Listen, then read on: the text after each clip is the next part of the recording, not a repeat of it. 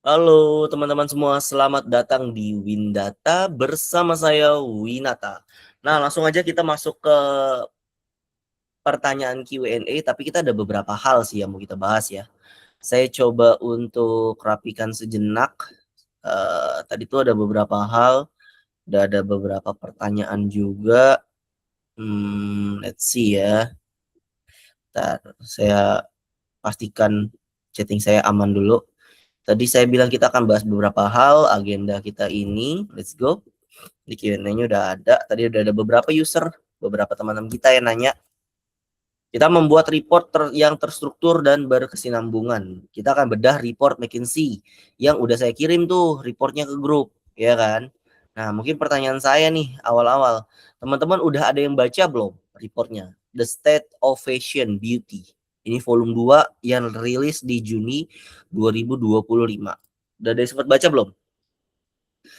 Kalau udah boleh angkat tangan, kalau belum nggak usah juga nggak apa-apa. Oh, saya belum share screen.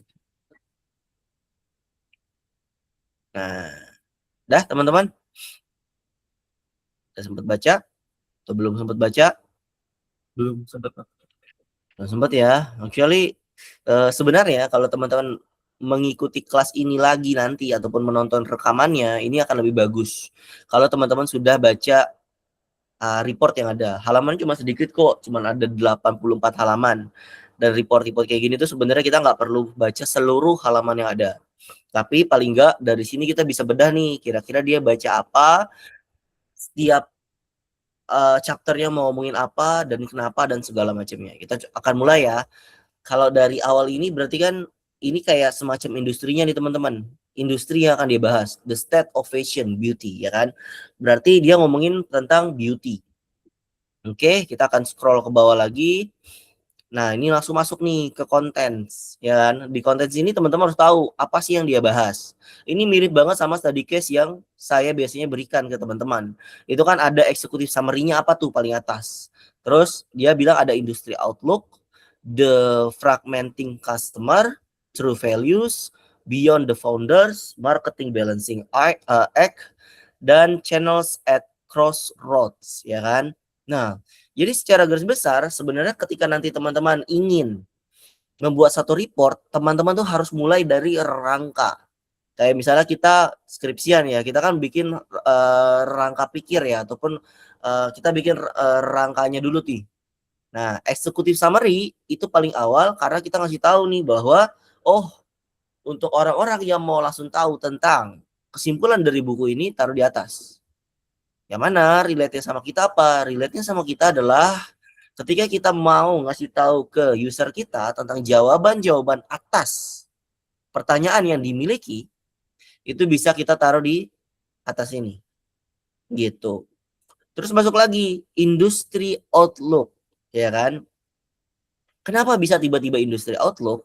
Nah, ini kalau misalnya teman-teman ingat, ini kan ada satu channel YouTube ya yang saya sempat berikan ke teman-teman dan dia bahas perihal salah satu metode untuk berpikirnya ya SQCA kalau nggak salah. Nah, industri outlook ini adalah dia ngejabarin keadaan sekarang memangnya seperti apa kayak gitu. Makanya dia ada industri outlook. Dari industri outlook ini dia bahas lagi, oh the fragmenting consumer. Nah, emang kalau misalnya industri outlooknya seperti ini ataupun keadaan sekarang kayak gini, global kayak gini, keadaan spesifiknya gimana? Gitu. Jadi dia bahasannya gini nih, summary-nya level tinggi, masuk ke keadaan global, dari keadaan global langsung masuk ke hal yang penting untuk dibahas. Gitu. Dari masuk ke hal yang penting untuk dibahas, lalu dia masuk lagi ke the true value. Maksudnya apa? Maksudnya adalah dia bahas tentang oke, keadaan besar seperti ini, keadaan kondisi spesifik kita seperti ini, tapi relate gak dengan yang sebenarnya harusnya terjadi gitu ya. Nanti kita bahas lebih lanjut. Terus ada lagi beyond the founder gitu ya. Nah, setelah nanti kita ngelihat nih, oh ternyata value-nya di sini. Tapi selain value itu ternyata ada hal lain loh yang ngedrive. Nah, itu masuknya di sini. Dari situ langsung dia bahas lagi, oh ternyata bukan cuman hal itu nih, ada seni lain untuk kita ngelihat kondisi kita saat ini seperti apa, dan kita cocokkan dengan the true value-nya tadi. Ketika kita udah ngelihat kondisi kita seperti apa, kita cocokkan dengan uh, yang seharusnya seperti apa, ini kita nemuin balance-nya. Istilahnya adalah ini rekomendasinya teman-teman. Kayak gitu. Nah ini masuk ke rekomendasi. Nah, terus yang terakhir apa? Channel at Crossroad. Ini lebih rekomendasi tapi lebih luas lagi. Secara garis besar, mayoritas bahasannya itu aja kok. Dan itu adalah report yang harusnya teman-teman buat secara rangka ya. Gitu. Sampai sini ada pertanyaan nggak sebelum saya dive lebih jauh lagi? Aman? Saya lanjut ya. Kita tengok pelan-pelan. Executive summary. Oke, ini ada kontributornya. Nanti mungkin kalau di report teman-teman bisa masukin siapa teman-teman ya si pembuat report ini gitu ya. Bisa masukin di sini. Nah, masuk nih ke executive summary. Solving the growth puzzle. Nah, sedikit hal yang mungkin berbeda dengan report yang biasanya teman-teman jadikan portfolio dan report yang kita sedang baca saat ini adalah report ini lebih banyak ke bagian narasinya. Story-nya lebih dijahit lebih jauh lagi. Biasanya kita kalau di report biasa, kita masukinnya poin-poin penting nih yang mau kita omongin. Kuncinya adalah portofolio yang kita buat umumnya itu membutuhkan kita untuk menyampaikan ataupun mengkomunikasikan pesan lebih jelas lagi. Tapi kalau report ini itu tidak membutuhkan orang untuk hadir membacakan ataupun mentranslate pesan yang ingin disampaikan gitu ya. Dia nggak butuh karena dia udah narasi banget, udah cerita banget kayak gitu. Terus dia bilang apa? Oke, beauty era seperti apa saat ini growth-nya dan segala macam dia bilang. Jadi lagi dynamic gak, lagi naik gak, lagi turun gak, seperti apa? Kesimpulannya dari yang sudah dibedah itu kayak apa? Oh, ternyata memang ada pertumbuhan tapi challenging nih. Kenapa? Oh, karena ada opportunity lain yang baru masuk, terus juga customernya seperti apa dan segala macam masuk ke sini. Yang perlu dicatat, walaupun eksekutif summary ada di awal bahasan ya, tapi teman-teman baru bisa mengisi eksekutif summary ketika sudah mengisi yang lainnya. Karena eksekutif summary ini dirancang sedemikian rupa untuk membuat orang yang langsung membaca langsung paham buku ini, report ini tentang apa. Jadi teman-teman gak bisa nih buat langsung eksekutif summary-nya sebelum teman-teman eksplorasi yang lainnya. Kayak gitu. Itu catatan pentingnya ya. Terus biasanya di eksekutif summary juga ada beberapa rekomendasi. Nah, itu juga hal yang penting. Ibarat kata, kalau misalnya user kita C-level ataupun managerial level, mereka tuh langsung pengen tahu, oh, memangnya kondisi saat ini seperti apa, yang harus saya fokuskan apa, yang terjadi dan harus saya lakukan apa, dan efeknya nanti kayak gimana. Harusnya ada di sini semua. Gitu. Untuk bagian eksekutif summary. So far ada pertanyaan untuk bagian eksekutif summary? Udah makin ramai ya yang hadir ya. Belum ada pertanyaan, nanti semoga makin bisa dan makin paham bagaimana cara untuk membuat eksekutif summary. BTW udah ada Mas Maulana dan teman-teman yang lain, saya mau infoin grupnya link ini kita buka dulu ke Playground, tapi teman-teman yang maraton bisa langsung fokus bertanya kalau ada pertanyaan. Oke, saya lanjut. Nah, ini dia nih. Tadi kan kita udah bahas ya, rangkanya apa sih? Rangkanya itu ada ini nih tadi nih. Dia ngomongin executive summary, terus dia ngomongin apa? Dia ngomongin industry outlook. Bahasa lainnya adalah kondisi globalnya kayak gimana. Karena kalau kita mau bikin suatu kebijakan ataupun keputusan, kita tuh harus tahu keadaan umumnya kayak gimana. Kita tuh nggak bisa ngomong bahwa, oh, saya mau menyelesaikan suatu permasalahan tanpa kita tahu bahwa itu bermasalah gitu, ataupun tanpa kita tahu bahwa itu adalah suatu hal yang penting untuk dijawab. Makanya kita perlu tahu dulu kondisinya seperti apa. Di report ini dia menulisnya sebagai industri outlook. Kita tengok ya. Nah, ini dia nih. Ini contoh report yang menurut saya teman-teman bisa contoh sebagai analis-analis ya. Ada beberapa hal yang bisa dipelajari di sini. Yang pertama, dia punya judul itu bagus banget.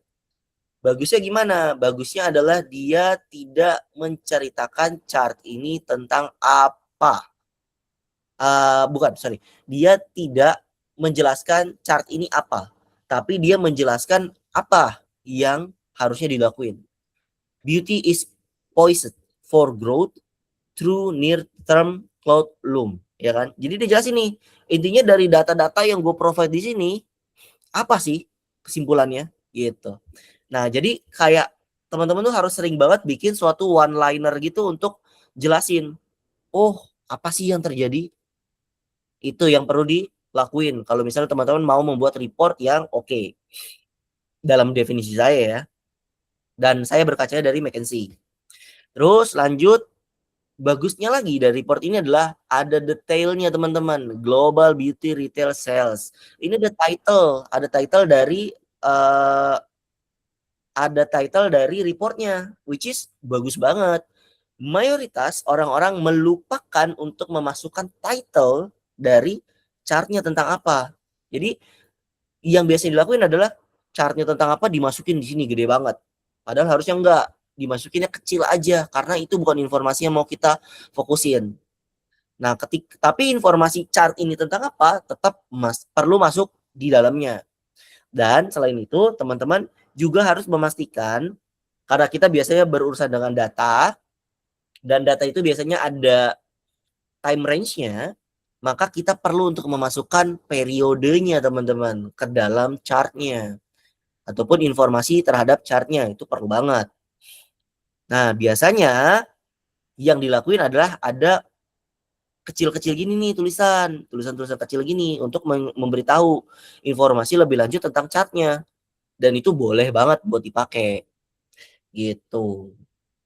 Itu ya kenapa saya bilang chart ini bagus. Yang pertama, dia jelas di atas itu ngomongin kondisinya emang kayak gimana, ya kan? Kondisinya kayak gini. Oh, pernyataan kondisi kayak gini nih didukung loh oleh data-data kita. Data pertama yang ini, data kedua yang ini teman-teman. Tuh bayangin, ada dua data yang ngedukung pertanyaan pertama, pernyataan pertama. Itu yang dibilang bagus. Itu. Jadi bukannya dia berdiri sendiri, ini berdiri sendiri, ini berdiri sendiri, enggak. Dia saling mendukung pernyataan yang teman-teman buat di sini. Oke? Sampai sini apakah ada pertanyaan?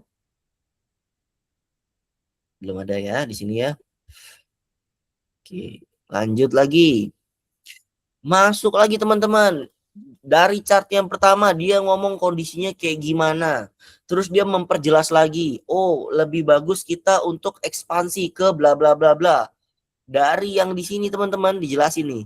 Tuh, ada chartnya kan di sini kan. Jadi ibarat kata slide nomor berapa nih? Slide ini, slide nomor 9 lah ya, saya anggap nomor 9, ini berkesinambungan dengan slide nomor 10. Dibahas lebih lanjut di sini. Dan kembali lagi, bagus banget karena ini udah langsung jelas apa yang terjadi dan lihat chartnya ini mendukung dari narasi yang mau dibangun gitu. Lihat lagi penjelasan tentang chart ada kok di sini dan ini kecil aja, nggak perlu begitu jelas, nggak begitu terlalu jadi highlight ya gitu, karena yang harusnya jadi highlight adalah part ini. Itu kiri kanan dua chart ini saling mendukung. Lihat ada not kecilnya teman-teman. Bagus banget. Terus dia jelasin lagi. Gimana kondisinya? Oh, kondisinya kayak begini lagi. Dilihat lagi. Oh, ada chart-chart yang ngedukung. Polanya berulang. Penggunaan chartnya mungkin beda-beda. Tapi polanya selalu berulang. Poin utama yang mau dijelaskan di atas, ada bagian visualisasi ataupun narasi yang mendukung poin tersebut. Dan setiap narasi ini berkesinambungan. gitu. Lanjut. Nah, ini untuk lebih menjelaskan lagi. The definition of beauty continues to expand into emerging and high potential categories. Ibarat kata dia mau ngomong bahwa, oh ada nih yang bakal expand dan segala macam. Ini kan suatu informasi kan. Dan lihat penggunaan chartnya, penggunaan ataupun pemilihan visualisasinya bagus banget. Dia pakai apa teman-teman? Pakai scorecard.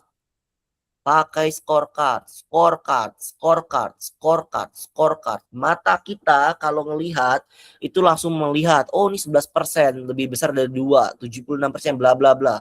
Lihat judul, baru lihat detailnya. Kita langsung mikir, oh this is about the number dan dia growth-nya positif gitu. Bisa langsung lihat dari sini, which is good banget. Gitu. Cakep banget, cakep banget. Cakep banget, lihat ya. The definition of beauty continues to expand into emerging and high potential categories with little room left for price increase. Executive are targeting volume gains. Baca deh, teman-teman baca ini, baca bawahnya itu udah kayak dijahit. Indah banget, cakep banget. Bener-bener yang, oh kayak begini, terus ada narasi berikutnya. Narasinya apa? Ada loh ruang buat improve lagi nih, gitu. Ini cakep banget sih. Narasinya seperti apa dijelasin lebih lanjut. Penggunaan chartnya masuk lagi teman-teman. Iya tuh. Simple banget penggunaan chartnya. Gitu.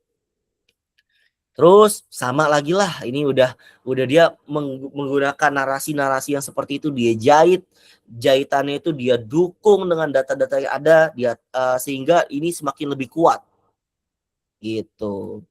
Terus bla bla bla. Nah, baru ini lebih masuk ke uh, apa ya, story-story ataupun narasi-narasi yang mendukung.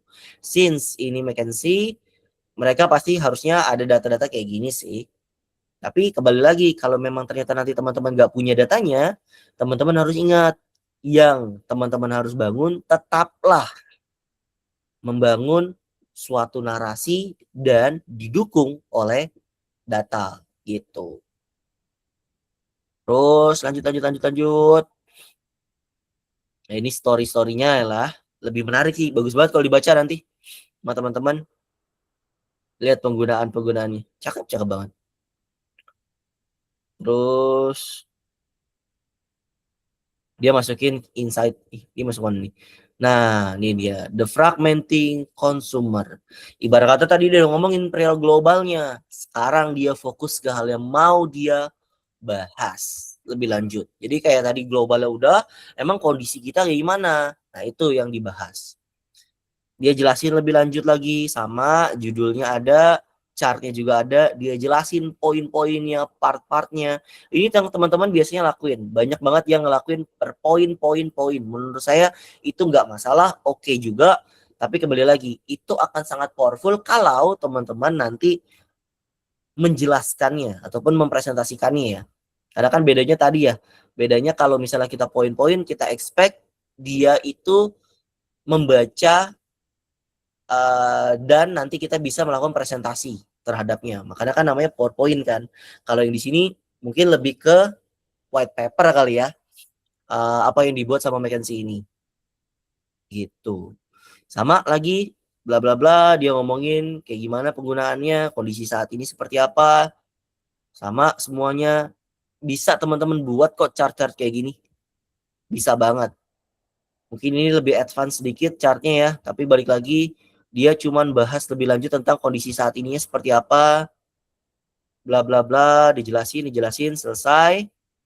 Lalu nanti dia masuk ke the true value, ya kan? Dia bilang bahwa emang sebenarnya dari kondisinya global tadi, terus kondisi kita kayak gini, kalau kita cross check, match gak nih? Ibarat kata kalau misalnya kita jualan di anggaplah kita suatu brand ternama ya, brand ternama mungkin kayak apa ya, kayak uh, kayak Pond's mungkin ya, Pond's Beauty gitu ya. Kita jualan suatu sabun muka, kita jualan sabun muka, kita mau launching produk dengan harga 50.000 misalnya harga produknya. Tapi kita belum lihat nih kondisi pasar, kondisi global lagi gimana. Sehingga kita butuh untuk mengolah data global, data pasar. Dapat nih, ternyata pasarnya demand-nya itu lebih bilang bahwa oh demand gua adalah lebih banyak di 100.000 daripada 50.000. Nah, terus nanti kan teman-teman lihat nih, oh globalnya kayak gitu, terus ternyata kita punya tim bilang kita mau ngolah kayak gini, oh 50.000 nih. Berarti kan nggak match dong. Nah, di bagian berikutnya, itu dia akan bahas perihal, memangnya harusnya yang match-nya gimana? True value-nya gimana? Biar match di sini. Gitu. Makanya nanti ada bagian di mana teman-teman jelasin kondisi lapangannya gimana, terus jelasin kondisi kita secara spesifik seperti apa, dan idealnya seperti apa. Nah, lebih enak kata-kata idealnya mungkin ya. Dan itu adalah yang coba dibangun di chapter yang ini, teman-teman. Gitu. Nah, ini yang sulit. Kenapa? Karena teman-teman di sini mau nggak mau membenturkan ide dengan kenyataan yang ada. Oleh karena itu harusnya teman-teman di sini harus punya banyak banget data yang teman-teman bisa mainin. Harus banyak banget. Jadi ada beberapa data nanti yang perlu banget untuk dimainin lah. Tapi secara visual ataupun secara pembuatan report, balik lagi. Poin utamanya adalah pesan apa yang mau disampaikan, lalu didukung oleh data-data, ingat ya, poin utama pesan yang mau disampaikan, lalu didukung oleh data-data, dimasukkan beberapa data juga, numbers kayak gini, dia pakai scorecard, udah bagus banget. Lagi, balik lagi, dia ada narasinya, dia dukung dengan data, sama lagi, demand for affordable skincare and color cosmetic is rising, dia bilang gitu kan. Nah, dia pakai datanya nih. Ternyata nambah plus 5 percentage point, dia bilang 5 pp. Ya kan? Terus color kosmetik berapa? Nambah 4 pp, dia bilang kan. Nah, dia jelasin segala macam. Ini semua untuk dukung narasi yang mau dia bangun. Nah, dia dukung lagi as customer splurge selectively scrutiny on value will likely increase. Nah, ibarat kata dia bantu lagi dukung narasi yang dia mau bangun di sini. Gitu, pakai data. Terus bla bla bla sama sampai bawah kayak gitu. Jadi ibarat kata dia mau ngomong bahwa ini sebenarnya perjalanan untuk gue bilang bahwa apa yang terjadi di global dengan apa yang kita lakukan saat ini ternyata ada mismatch nih. Harusnya seperti ini karena didukung oleh data yang nge-backup. Sehingga nanti akan keluar suatu beyond the founder. Ini masuknya kemana teman-teman? Masuknya ke rekomendasi. Itu mirip-mirip kayak true value tadi, tapi yang ini akan lebih melihat kemungkinan-kemungkinan yang bisa dilakukan tapi tidak ada data spesifik yang membahasnya ataupun belum ada data spesifik yang membahasnya. Contoh, teman-teman pernah nggak sih kepikiran misal dapat case study diminta untuk meningkatkan penjualan suatu brand kosmetik, misalnya RH. Terus teman-teman punya feeling nih ataupun punya perasaan bahwa kayaknya kalau kita jualan cuma di Shopee itu sekarang makin berkurang nih pasarnya. Kayaknya kita harus berjualan di TikTok karena trennya lagi naik nih. Gen Z dan di bawah-bawah itu lebih suka ataupun orang-orang lebih suka untuk belanja di TikTok. Nah, permasalahannya adalah biasanya teman-teman tidak punya data perihal seberapa tinggi ataupun peningkatan yang terjadi ataupun peningkatan demand terhadap pembelian di TikTok. Masalahnya kan itu kan. Biasanya itu teman-teman masukin di bagian sini nih. Bagian yang kita bisa ngomong kayaknya kita worth loh buat coba ini. Kayaknya kita oke loh buat coba ini. Tapi gue dukung berdasarkan data yang gue punya nih. Jadi datanya bukan data sempurna ya. Tapi datanya kayak, oh iya user TikToknya naik misalnya. Kan tidak directly to, tidak secara langsung itu berkorelasi dengan peningkatan pembelian di kosmetik kan. Nah, tapi data itu bisa membantu teman-teman untuk membangun suatu rekomendasi yang bukan cuma memikirkan data yang ada, tapi memikirkan peluang-peluang yang mungkin terjadi. Gitu. Jadi ibarat kata itu yang dilakuin di chapter ini. To maximize the founder potential, brand must ensure close fit and distant point of view. Bla bla bla. Dia jelasin lebih lanjut lagi. Gitu. Nah, terus scroll. Nah, marketing balancing act. Gokil. Ibarat kata ini lebih ke rangkuman sih. Dari apa yang tadi kita lihat kondisi pasarnya seperti apa, terus kita lihat kondisi brand kita seperti apa, yang harusnya match seperti apa, terus ada beberapa rekomendasi lain. Masalahnya adalah kita nggak mungkin bisa ngelakuin semua rekomendasi yang ada, ataupun kita nggak bisa langsung ngelakuin semua strategi yang kita buat. Kita perlu untuk melakukan priority atau prioritas nih, yang mana yang harus dilakukan lebih dulu dan segala macam. Makanya kalau teman-teman di di maraton kan juga udah saya jelasin ya, teman-teman tuh harus membagi rekomendasi berdasarkan urgensi dan kepentingannya, ya kan? Jadi harus ada yang dijalani lebih dulu, terus nanti di fase tengah, di fase akhir, mungkin juga kalau misalnya masih ada sumber daya uang ataupun manpower baru dikerjakan rekomendasi terakhir dan segala macam. Itu harus banget dipisah-pisahin. Cara garis besar intinya di sini ngomongin itu teman-teman. Harus nyari suatu keteraturan ataupun kesadaran lah ya, kesadaran diri yang mana nih yang harus diprioritasin gitu. Terus.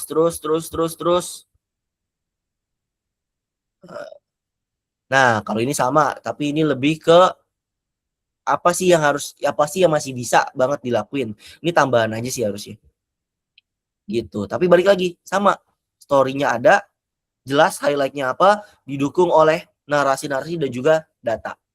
Jangan sampai narasi teman-teman apa, datanya ngomong apa, terus tiba-tiba ada data yang nggak ada hubungannya sama sekali. Nah, mungkin teman-teman kan udah sering banget nih ya, saya komentarin perihal portfolionya, saya tanyain, ini maksudnya apa, mau ngomong apa, narasinya apa. Biasanya karena ini nggak kebangun teman-teman. Dan data yang teman-teman provide itu nggak nyambung sama apa yang teman-teman mau omongin. Gitu yang biasanya terjadi. Ini harusnya habis sih. Nah, habis. Gitu. Itu dia untuk kita membedah salah satu report The State of Fashion Beauty dari McKinsey. So far, apakah ada pertanyaan teman-teman?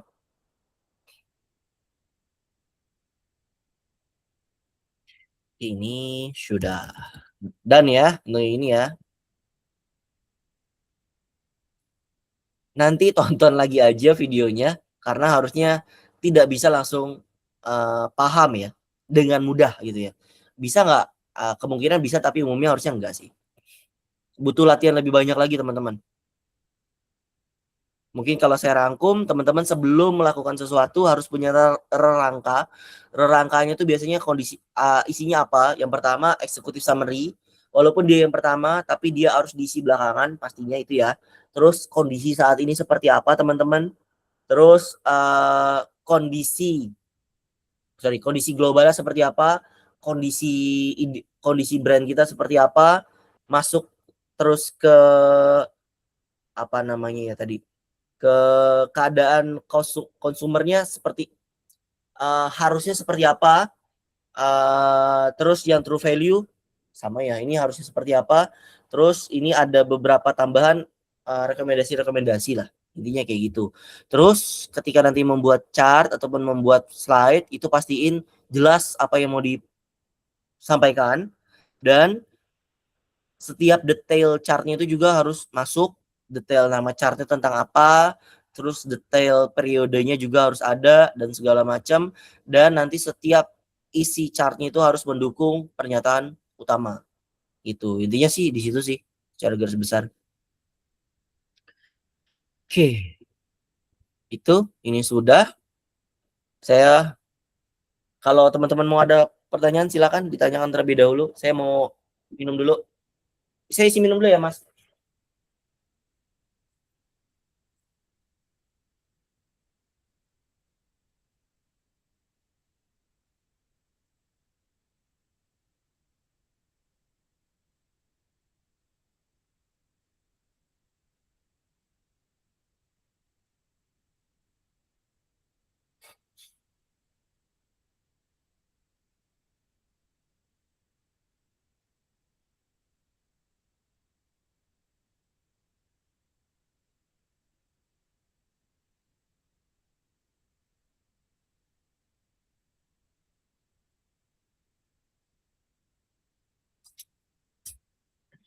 Oke, silakan.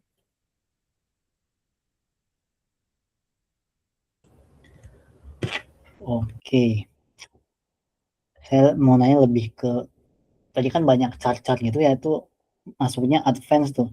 Nah, gimana cara kita ngelatih buat memahami chart ini tuh maksudnya apa gitu? Dan jujur nih, pas awal baca nih, wah nih tipe-tipe yang advance nih chartnya nih. Hmm, Sebagai data analis kita kadang perlu juga nih mungkin nantinya bakal baca-baca report-report yang seperti ini nih. Itu ya. cara ngelatihnya gimana ya Mas ya? Oke, cara ngelatihnya mau nggak mau secara garis besar terjun sih. Tapi Mas Maulana sejujurnya ya, saya tuh kurang suka dengan pemilihan chart dia. Dari McKinsey saya kurang suka. Tapi kenapa biasanya dia memilih chart-chart seperti ini? Terlepas dari estetikanya yang menurut saya bagus, tapi dia juga apa istilahnya ya, merasa ini adalah chart yang paling ideal untuk memberitahukan narasinya. Jadi Mas Maulana itu mau nggak mau harus baca dulu sih narasinya tentang apa. Dan ketika nanti udah ngelihat lebih lanjut, makin paham. Oh, chart yang dipilih kayak gini loh. Karena ini gitu. Itu baru kebayang sih. Tapi most of the time chart-chart yang dipilih tuh nggak jauh dari bar chart, line chart, scorecard. Sejujurnya itu sih. Tuh, kalau misalnya lihat lebih lanjut. Ini kan bar chart, bener nggak? Nah, ini bahkan table. Nah, ini table sebenarnya. Kalau Mas Maulana lihat. Table biasa ini sebenarnya. Apalagi scroll. Mungkin ini. Ini sebenarnya kan scorecard. Numbers. Terus apa lagi? Ini bar chart. Ini bukan bar chart ya. Ini tapi kayak histogram lah. Terus bar chart. Tuh, tuh. Ini baru agak advance sih. Kayaknya ini lollipop nih. Enggak lollipop banget ya. Nah, ini juga. Tapi saya juga pakai sih. Soalnya ada beberapa part yang lebih enak kalau misalnya kita pakai chart tertentu. Tapi most of the time nggak dipakai kok chart-chart yang reward. Tuh, scorecard, tabel. Bener gak? Ya kan? Ada yang ribuh lagi nih. Scorecard. Ini. Biasa ini mah. Tuh. Ini ini bahkan funnel. Tuh. Ya kan? Maksudnya eh coba untuk terus baca deh Mas, tapi jangan sampai berfokus ke pembuatan chart yang riweh.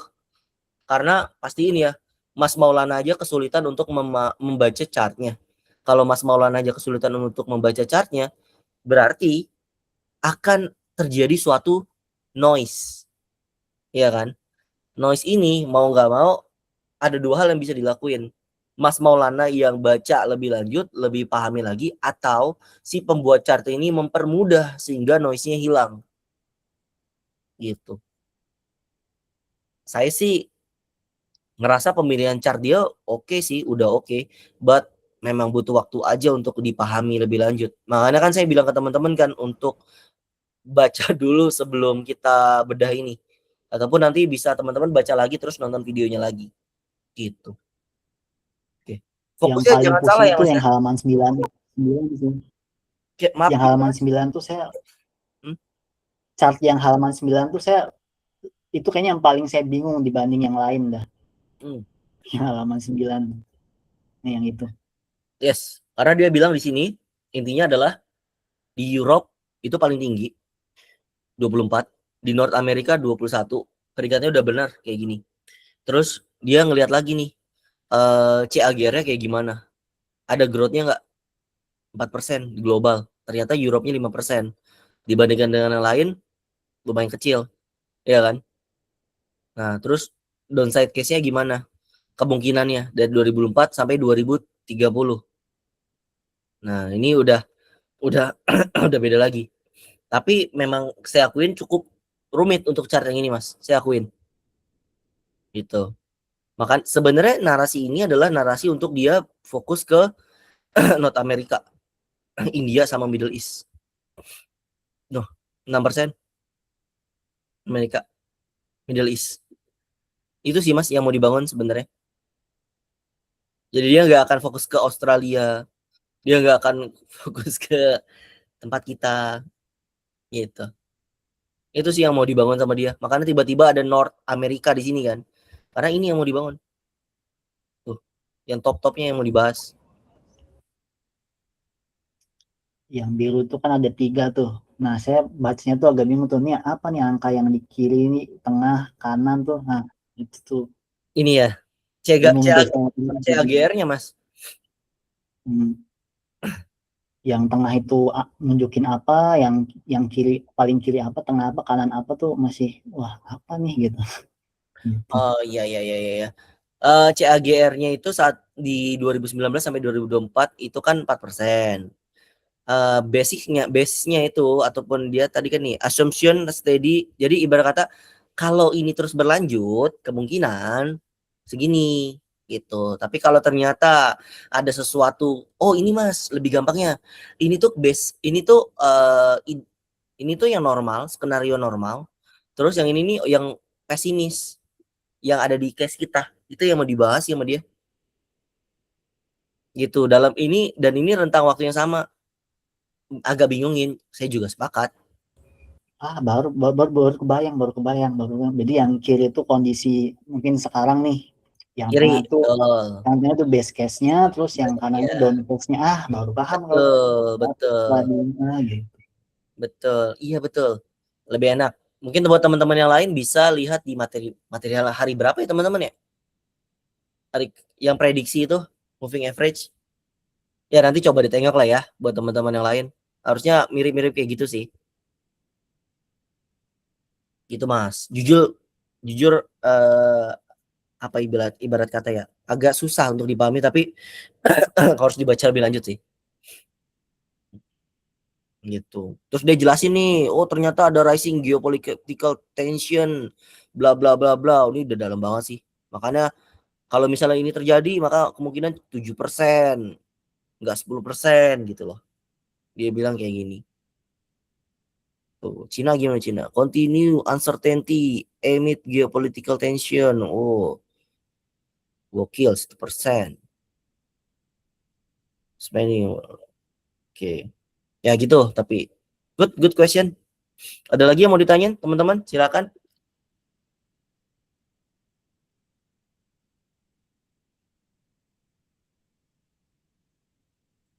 Silakan. Terakhir biasanya apa ya? Ini kan istilahnya kan sumber dari luar nih, istilahnya.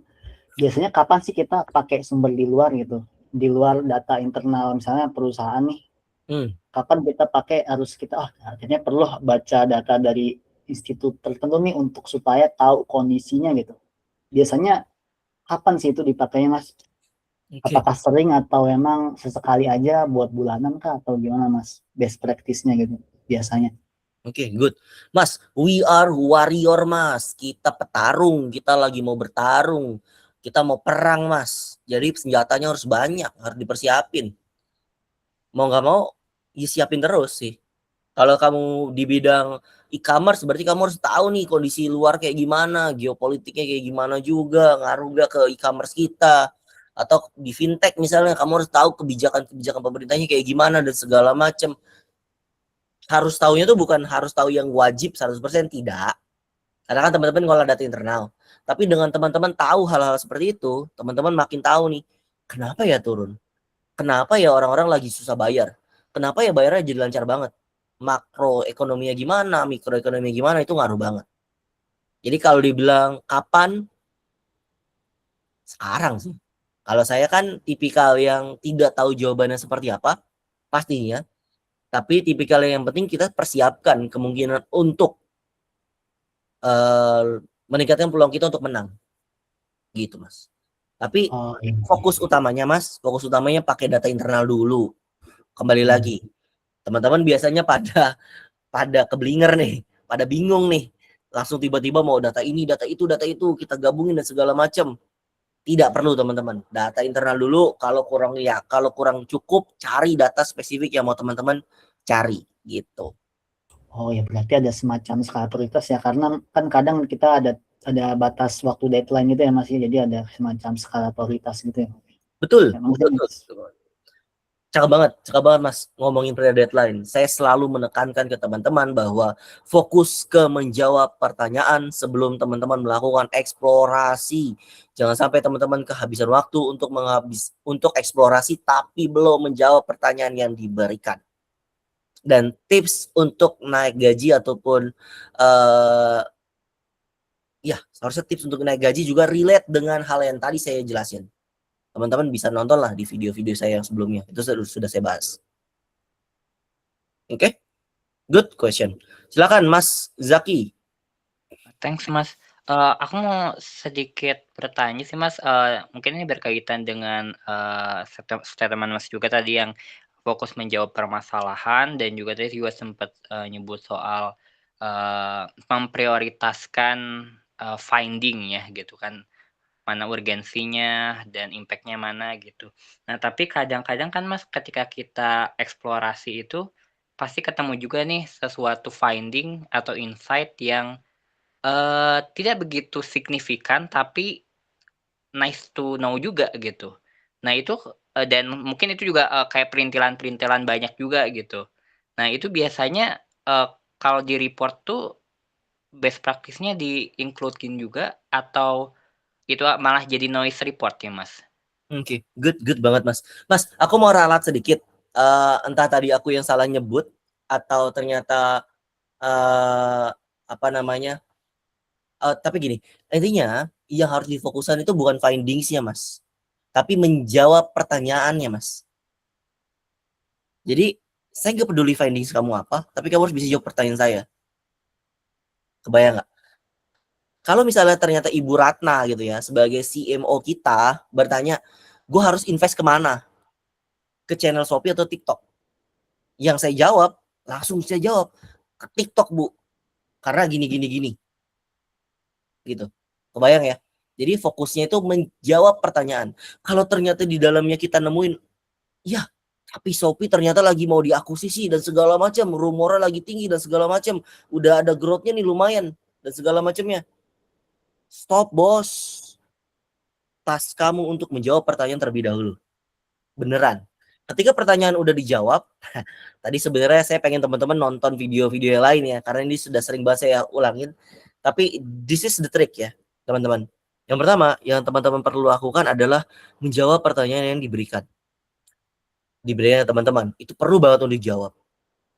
Secepat mungkin, jawab itu secepat mungkin, tapi jangan berikan ke user secepat mungkin.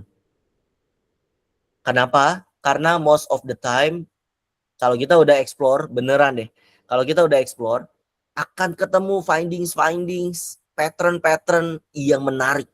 Nggak kalah menarik dari pertanyaan-pertanyaan yang diajuin sama user kita. Yakin saya. Dan sering banget kejadian. Itu yang menarik, belum lagi yang kurang menarik ataupun yang oke, dan bisa jadi diskusi dan segala macam. Akan ketemu tuh pattern-patternnya, findings-nya, tapi mundur lagi bos. Jawab dulu pertanyaannya, kita udah tahu jawabannya, kita masih punya deadline, eksplorasi, dan this is how kita provide ke usernya. Bu, kalau tadi Bu Ratna ya, Bu Ratna, saya sudah melakukan eksplorasi dan ternyata jawabannya TikTok. Karena dari TikTok ada beberapa aspek yang mendukung jika kita melakukan investasi saat ini. Jelasin tuh dari datanya. Oh, dari growth-nya lagi tinggi dan segala macam. Stop, udah selesai. Bu, itu jawabannya. Tapi kalau boleh memberikan rekomendasi lebih lanjut, saya menemukan ada marketplace lain namanya Tocho misalnya. Tocho ini marketplace yang lagi naik daun segala macam. Saya lihat datanya segala macam, mungkin bisa kita pertimbangkan lagi. Oke. Jadi ibarat kata teman-teman sudah menjawab pertanyaan yang teman-teman dapatkan, udah jawab tuh, udah clear. Terus teman-teman ngasih tambahan lagi, ibarat kata teman-teman kelihatan nih, wah anjir, bukan cuma dia jawab pertanyaan gue dengan jelas, tapi lu extra effort untuk ngertiin permasalahan utama gua. Karena permasalahan utama Bu Ratna itu bukan permasalahan pilih investasi di Shopee ataupun TikTok, bukan. Tapi bagaimana cara dia mengalokasikan uang yang ada sehingga dia bisa mendapatkan market lebih banyak lagi. Nah, itu tuh. Jadi ada seninya untuk kita memberitahukan informasi yang sebenarnya penting untuk kita beritahukan. Gitu, Mas. Makin kebayang nggak, Mas? Kebayang, Mas. Thanks. Cukup sangat tergambar lah. Gitu. Teman-teman kalau ada pertanyaan yang lain silakan. Kalau Mas Jaki atau Mas Firman mau nanya lagi silakan.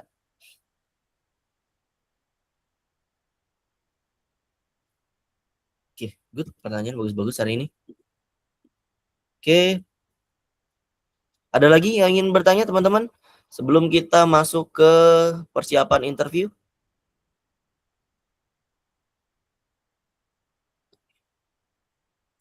Aman ya? Good. Saya akan close dulu di sini. Dan kita akan langsung masuk ke Mas Reza. Silakan Mas Reza. Kita bahas perihal pertanyaan Mas Reza ya. Persiapan untuk interview. Mas Reza tuh mana ya? Nah. Lokernya apa kemarin Mas? Ini ya. Sip. Ini kan Mas ya. Ambil yang bisnis analis atau DA deh Mas? Saya lupa. Yang DA. Oke. Berarti analis ya. Hmm. Ini tempat spa, pijit atau apa Mas? Dia kayak ada onsennya sama ada F&B. Dia kan kayak venture gitu sih. Banyak ini aja. Oke. Oke, bukan yang ini deh. Oh, emang ini ya? Ada ini nggak Mas? Link Bukan. daftarnya? Saya sih dari situ. Aku kirim lewat email. Ada ininya nggak job desk-nya dan segala macam? Kadang kan ini akan relate nih ke cara kita nanti interview Mas. Jangan sampai terlalu umum, padahal bisa lebih spesifik lagi. Data analis.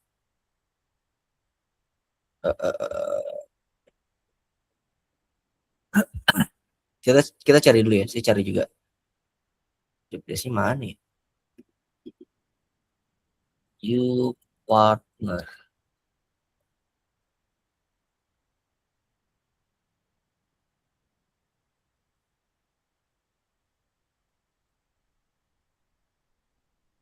Oh, harus jelas nih.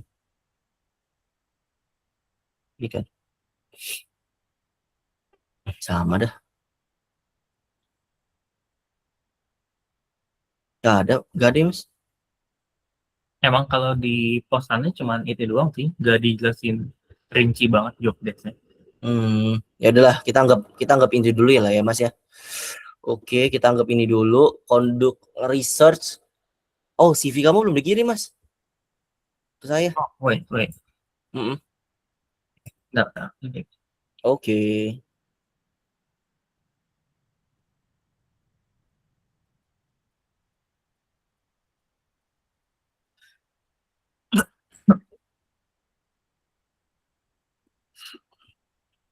Yang jelaskan yang pertama teman-teman harus menjawab pertanyaan perkenalkan diri kamu kan.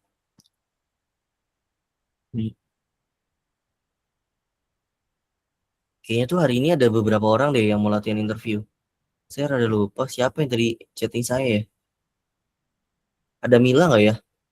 Kayaknya Mila hadir ya. Tuh. Mila hari ini mau latihan interview nggak Mil? Ya nggak sih? Oh, strategi dapat peluang kerjaan baru. Bukan interview ya, Mil ya? Oke. Oke. Tidak.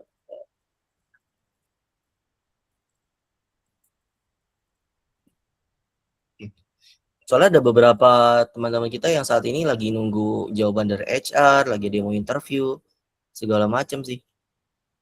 Mbak Vina juga lagi nunggu hasil interview karena dia udah interview kedua. Mbak Vina hadir nggak? Hadir, Mas.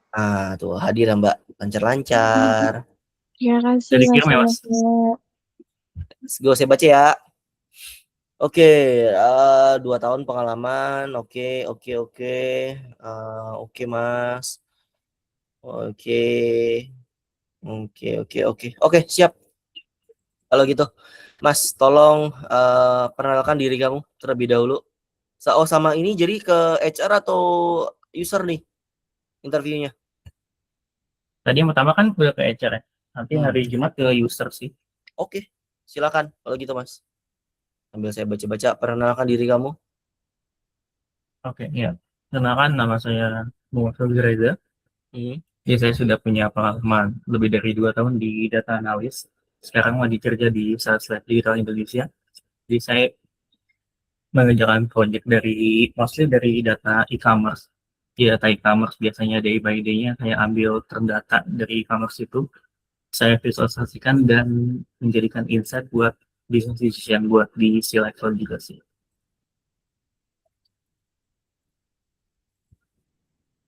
Sudah, Mas? Iya, sudah. Pendek sekali, Mas. Mas, langsung kita relatein aja ya sama jadi intinya tadi yang kamu bahas kan lebih ke nama, udah kelihatan kan ya? Kamu bahas perihal nama, terus tas kamu seperti apa, day to day seperti apa juga. Kamu bilang kamu ngasih insight nih, Mas. Tapi impact-nya belum ada nih, Mas. Boleh nggak nanti di-spill kira-kira impact-nya apa? Terus ini tuh harus diperjelas dulu nanti supaya kita bisa meningkatkan peluang untuk diterima. Coba deh nanti coba tanyain Mas, kira-kira ke usernya job desk sama requirement-nya seperti apa. Itu menurut saya kalau ditanyain pun masih masih aman sih, masih bukan suatu hal yang tabu ya. Itu boleh banget ditanyain. Bukan di sini. Tapi Sehingga nanti nanyain langsung, misalkan nanyain ke HR job desk gitu, nggak apa-apa nih. nggak apa-apa banget Mas. Saya biasanya halusnya ngomong gini, ada yang perlu saya persiapkan tidak Bu ataupun Bapak? Dan kalau boleh tahu job desk sama apa namanya requirement-nya seperti apa? Karena kan kalau dari Mas Reza tahu ya, kita kan dan teman-teman latihannya adalah kita melatih untuk menyocokkan diri dengan lowongan yang ada kan. Karena kalau misalnya tadi Mas Reza itu ngomongin seperti ini tuh terlalu luas Mas dan general banget. Kita nggak tahu nih kalau ternyata Mas Reza ternyata bisa Power BI misalnya. Dan ternyata kantor pakai Power BI misalnya. Kalau ternyata Mas gak mention ini kan agak sayang ya. Berkata kalau misalnya kamu mention hal yang sama dengan yang dibutuhin itu kan lebih meningkatkan peluang untuk diterima Match gitu. gitu ya. Yes, jadi mau nggak mau tanyain, bener-bener ditanyain apa yang perlu dilakuin, ngolah datanya data apa dan segala macam. Itu perlu banget diketahui sehingga nanti kita bisa ningkatin peluang untuk diterima sih. Muter-muter di situ aja. Kita muter-muterin, oh kamu di mana? Saya pernah ngolah data apa? Tadi kamu mention sedikit perihal e-commerce. Pertanyaan saya adalah, dia ada nggak data yang relate sama e-commerce? Jangan-jangan nggak relate sama e-commerce. Kalau ternyata nggak relate sama e-commerce sama sekali, Mas, nggak usah dekenin perihal e-commerce-nya. Gitu. Jadi lebih nekenin ke ngolah datanya aja gitu ya. Sama project membership. Kalau misalnya ini membership, Mas, gitu. Jadi ataupun Mas bisa bilang saya mengolah data e-commerce, tapi pun saya memiliki beberapa porto yang mengolah data membership. Gitu, Mas. Itu kan bisa dilakuin juga. Jadi bisa lebih relate lagi. Ingat ya teman-teman ya, ketika kita melakukan hal seperti ini artinya teman-teman tuh harus buat ini seperti lagi PDKT sama gebetan, sama orang yang mau dipacarin ataupun dinikahin. Mau nggak mau kan teman-teman harus tahu dia sukanya apa, kriterianya seperti apa dan segala macam dan kita kan harus mempersiapkan diri kita seideal mungkin ya, sesempurna mungkin versi kita ya, tapi juga mendekatkan dengan versi dia. Itu sih sehingga kan nanti kita bisa relate. Karena kembali lagi apa namanya interview kerja itu bukan cuma satu arah, bukan cuma dia menerima kita tapi kita juga harus menerima perusahaannya. Gitu. Bayang ya teman-teman ya. Gitu Mas Reza. Jadi nanti latihan interviewnya kita lanjut lagi aja by VN, tapi lanjutnya setelah Mas Reza tahu SOW-nya apa. By VN aja nanti ya lanjutnya ya. Sip. Ntar aku tanyain ke HR juga sih, job desk sama ini ya. Cakep. Tapi sebelum itu tolong persiapkan presentasinya. Karena kan kamu rencananya mau melakukan presentasi Project Fore kan? Mhm. Mau presentasi sekarang atau gimana? Mungkin Mas Meta lihat dulu ya sih, mungkin nanti presentasi bisa VN atau apa. Boleh, kalau gitu nanti kita coba untuk lewat VN lagi ya. Oke, Boleh, Pak. ceknya. So far saya lihat oke, tapi memang ada banyak banget hal banyak. Udah oke banyak. Ada beberapa hal yang perlu disesuaikan supaya bisa langsung kelihatan apa yang mau kamu lakukan di portofolio ini. Gitu. Saya Oke, udah lihat foto kamu kok. Cakep. Berarti ini lewat VN ya. Ini juga lewat VN. Oke. Ini dapat pertanyaan strategi untuk mendapatkan peluang kerjaan baru. Oke, kalau misalnya kita lihat perihal pekerjaan baru kan pastinya teman-teman cari loker di LinkedIn, Glints, dan segala macam itu udah ini banget lah, udah common lah ya. Tapi yang mungkin waktu itu sempat ditanyain sama Mas Maulana juga kali ya. Kita mau nggak mau tuh coba untuk PDKT sama HR-nya deh, PDKT sama usernya deh. Contoh kita cari kerjaan dulu ya. Saya cari kerjaan dulu. Data analis. Terus kita ganti, jangan di Dubai, di Indonesia.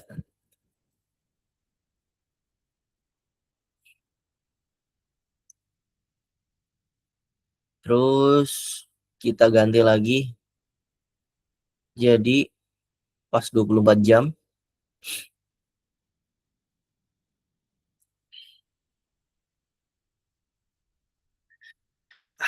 Nih dapat nih satu. Misalnya nih, misal kita mau ngelamar ke Metatech ID ini ya kan, senior data analis. Oke, tetet. Wih, tumben nih ada gajinya nih. Boleh nih teman-teman nih kalau mau apply. Udah transparan dia ngasih gaji, bagus banget. Cobain aja ya teman-teman ya kalau mau apply. Oke, lanjut. Biasanya yang dilakuin adalah teman-teman buka aja dulu Metatech ini apa. Dari sini yang teman-teman lakuin biasanya ke people. Dari people ini mungkin bisa connect ke yang kerja di sini. Mana nih yang kerja di sini? Bentar ya. Ini biasanya ada yang kerja di sini sih harusnya. Oh, ini nih kayak gini nih. Nah, kayak Andika ini dan segala macam itu biasanya bisa di follow lah ataupun di komen. Emang Mas Gogo di sini ya? Bentar ya. Oh iya loh. Bener, sorry. Benar. Jadi teman-teman bisa langsung ke people gitu kan. Terus nanti connect ini sama si orang-orang yang ada di sini. Kalau misalnya pro biasanya bisa pakai notes. Kalau misalnya enggak send without note juga nggak apa-apa. Gitu. Kayaknya kalau teman-teman bisa kerja di sini sangat menarik ya karena ada Mas Gogo ternyata di sini. Gokil, gila. Oke. Buat yang belum tahu Mas Gogo siapa, silakan cari tahu di LinkedIn ataupun di postingan-postingan lainnya. Dia powerful banget lah Mas Gogo ini. Gokil. Gitu teman-teman caranya. Oh, ada data analis juga nih ternyata. Bisa dicoba-coba. Terus itu satunya. Terus kalau misalnya tadi kan berarti kita buka job, terus kita sortir-sortir, disesuaikan dan segala macam, filter-filternya, terus di-follow-follow sih orang-orangnya. Dan biasanya saya karena sekarang cukup banyak teman-teman yang saya ACC ya. Nah, yang saya ACC pertemanannya sekarang tuh banyak banget orang-orang yang juga apa istilahnya ya? Ngasih informasi perihal ada loker secara tidak langsung. Karena kan kalau teman-teman nge-like ataupun komen biasanya muncul kan. Nah, yang kayak gini nih biasanya muncul nih di saya. Nih, saya temenan sama Mbak Rizky Nurbayani Muhari. Terus dia lagi nyari mau loker di sini, nyari kerja di sini. Terus kan dapat informasi ini kan. Gitu. Biasanya itu sih yang saya lakuin saat ini. Kalau saya lagi mepet banget, biasanya saya colek-colekin teman-teman lama saya. Gitu. Itu paling yang saya lakuin. Mbak siapa tadi saya lupa. Mbak Mila. Oke, teman-teman, ada lagi yang mau ditanyakan? Ini udah. Dan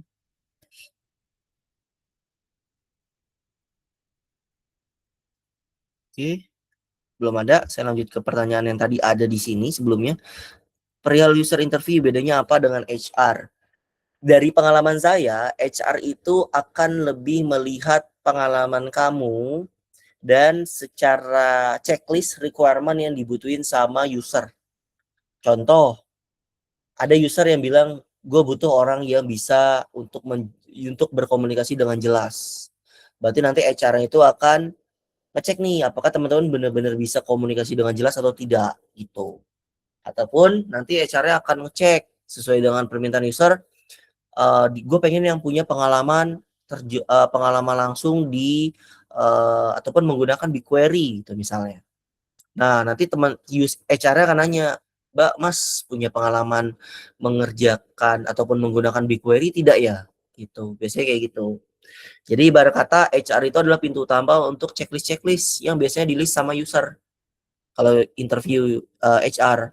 Jadi saat interview sama user harusnya usernya itu sudah berharap teman-teman udah checklist nih ataupun udah mengetahui hal-hal yang harusnya bisa diketahui teman-teman. Jadi biasanya kalau interview user itu udah ada technical test, ditanyain beberapa technicalnya langsung, ataupun biasanya juga ngelihat kecocokan user dan juga teman-teman.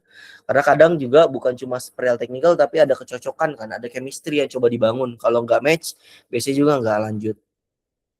Gitu. Semoga menjawab ya Mas Reza yang untuk yang ini ya.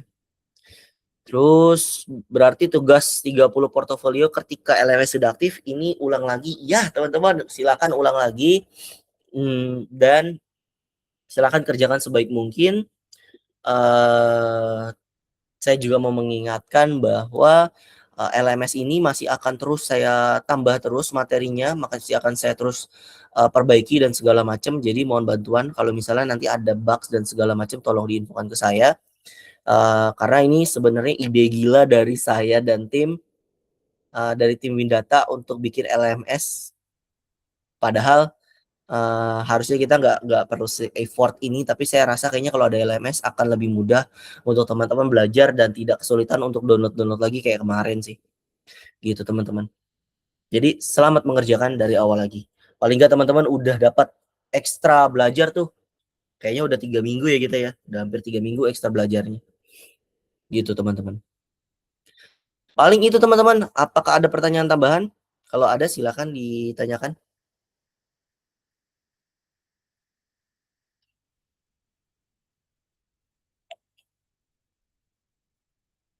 Kode voucher seharusnya sudah bisa di-share ke teman-teman yang lain. Walaupun harusnya saya akan men-share link-nya ke publik itu di besok. Tapi kalau mau colong-colong star, ngasih kode voucher duluan, referral code boleh banget. Karena nanti teman-teman dapat 50.000 langsung tanpa perlu usernya itu selesai atau tidak.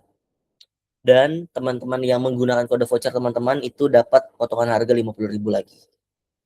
Gitu. Oke, teman-teman, apakah ada yang mau ditanyakan kembali?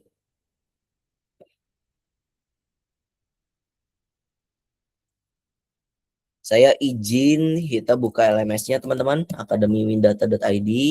Nanti bisa sign in aja teman-teman. Nah, sign in, terus nanti bisa beli LMS-nya teman-teman. Nah, ini udah ada kodenya nih, teman-teman bisa pakai Kisah Windata. Misalnya saya pakai yang Pro. Nah, ini ada aksesnya, teman-teman bisa akses ke grup premium. Dan berbayar lagi ya teman-teman ya. Tapi untuk kode promo dan referral code ini nanti akan memotong harga pendaftaran teman-teman. Kisah Windata. Nah, akan potong harganya. Gitu, ikutin instruksi pembayarannya aja. Nanti upload file pembayarannya, lengkapi data diri. Nanti kalau misalnya sudah lengkap dan segala macam, nanti akan di ACC oleh tim secara manual. Karena kami sistemnya masih manualan dulu untuk nge-ACC-nya. Buat saat ini gitu. Nanti kan pendaftaran berhasil nih teman-teman. Kalau udah pendaftaran berhasil bisa klik hubungi tim Windata, nanti akan masuk ke WhatsApp saya. Ya kan nanti saya langsung cek. ataupun langsung klik ke masuk dashboard. Nanti teman-teman bisa lihat dashboardnya di sini. Gitu. Nanti juga ada leaderboard. Leaderboard ini nanti teman-teman bisa mungkin dari tim Windata ada Alan ya. Alan kalau bisa bantu ACC yang ini ya, yang gue ya, yang Winata ini sambil gue nungguin. Nah, nanti ada leaderboard. Leaderboard itu ada yang mingguan, all time, sama bulanan. Mungkin saya dari sini akan bisa ngasih reward ke teman-teman yang lain. Terus dari kemarin ditanyain terus sama teman-teman perihal request private. Dan saya tahu private saya itu harganya nggak murah, teman-teman. Jadi saya mencoba untuk menambahkan satu fitur baru nantinya ya, karena masih coming soon. Ini perihal private langsung sama saya. Jadi bisa request private nantinya. Gitu. Nah, terus untuk teman-teman yang tadi membeli premium group itu sudah bisa langsung akses premium group kita, dan akses premium group ini sifatnya permanen, teman-teman. Jadi teman-teman cuma butuh sekali beli aja dan sudah bisa akses premium group. Di premium group nanti teman-teman bisa dapat, kayaknya tadi ada ngomong-ngomong ya. Apa kebuka mic-nya? Di premium group nanti teman-teman bisa dapat banyak hal lah ya. Informasi lebih dahulu, terus informasi locker, dan teman-teman kan juga yang di maraton tahu ya. Kalau saya ngasih di premium group ini ataupun sebelumnya kan grup maraton ya, itu bukan cuma ngasih informasi, tapi kan saya bantu teman-teman untuk ngelamar kerja. Saya coba connect ke HR-nya, saya coba bantu teman-teman untuk interview dan segala macam. Gitu. Jadi mungkin benefitnya di sana, teman-teman. Tapi kalau nanti teman-teman mau ataupun butuh portofolio lebih lanjut lagi, teman-teman bisa ikut ataupun bisa beli yang LMS ini, karena di LMS ini nanti teman-teman bisa dapat akses ke ke LMS kita, yang mana teman-teman bisa jadikan itu portofolio untuk teman-teman masukkan ke pengalaman teman-teman. Bisa teman-teman masukkan ke portofolio untuk melamar kerja, maksud saya. Gitu. Terus tadi ada bedanya nih teman-teman perihal harga. Kalau harga itu ada bedanya, saya coba buka lagi ya.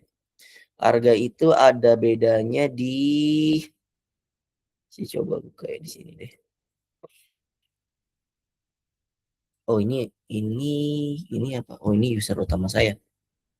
Ntar lo, saya geser ke sini mungkin. Oh ini udah ada ininya nih. Nah ini dia. Kalau teman-teman nanti beli LMS, teman-teman bisa beli yang starter sebenarnya. Ini harganya cuma 100 ribuan. Kalau teman-teman pakai, oh sorry. Starter ini saya pilih.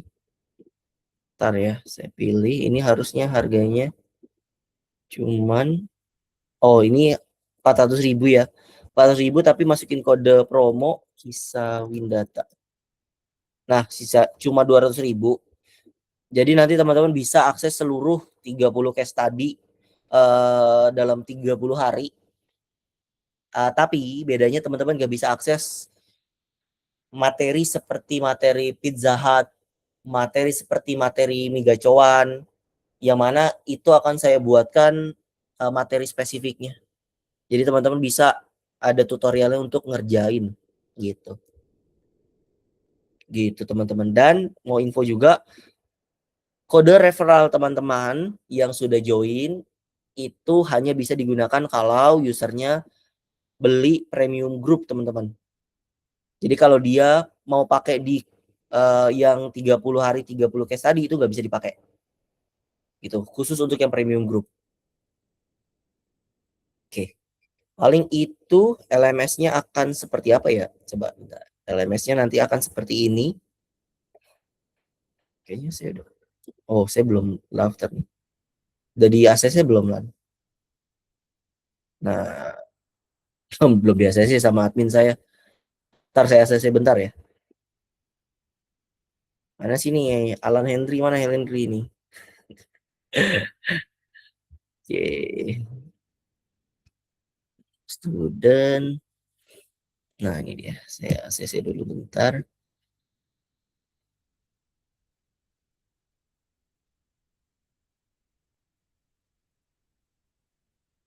Sudah di ACC, approve subscription. Nah, sip. Sip. Sudah saya ACC. Ketika sudah saya ACC, saya bisa buka websitenya. Websitenya mana? Di sini. Dan nanti bisa lihat di sini. Nah, tampilannya akan berubah. Teman-teman akan diminta untuk join ke grup premium ya. Kalau memang subscribe yang premium. Gitu. Nanti checklist aja kalau sudah. Lalu nanti akan masuk ke beberapa case yang sudah ada kursus-kursusnya. Gitu di sini. Dan bisa diakses kursus-kursusnya. Dan nanti bisa lihat juga leaderboardnya siapa. Dan poin-poinnya. Poin-poin ini sedang kami develop sehingga nanti harusnya teman-teman bisa dapat reward sih. Kalau misalnya leaderboard ya. Kalau misalnya top berapa gitu. Tapi nanti kita bahas lebih lanjut. Gitu. Course-nya seperti apa? Saya coba course-nya satu aja. Kayak gini. Nanti teman-teman di dalam sini bisa langsung buka materinya. Bisa dibaca-baca. Terus kalau per slide-nya sudah selesai bisa klik mark as complete ya kan. Terus di sini juga interaktif saya buat. Jadi kalau teman-teman misalnya ngelihat di sini kan deteksi missing value ya. Kelihatan ini tuh missing di bagian sini misalnya satisfaction-nya missing. Berarti missingnya ada 3 teman-teman. Jadi kalau misalnya kita isi ini, nah ini berubah. Missingnya jadi 2. Jadi makin kebayang lah kalau missing itu gimana, kalau penggunaan where gimana, filter gimana, count if segala macamnya. Semoga bisa lebih kebayang. Gitu. Itu yang bisa saya informasikan sekarang. Kira-kira apakah ada pertanyaan teman-teman? Perihal LMS kita yang baru kami buat.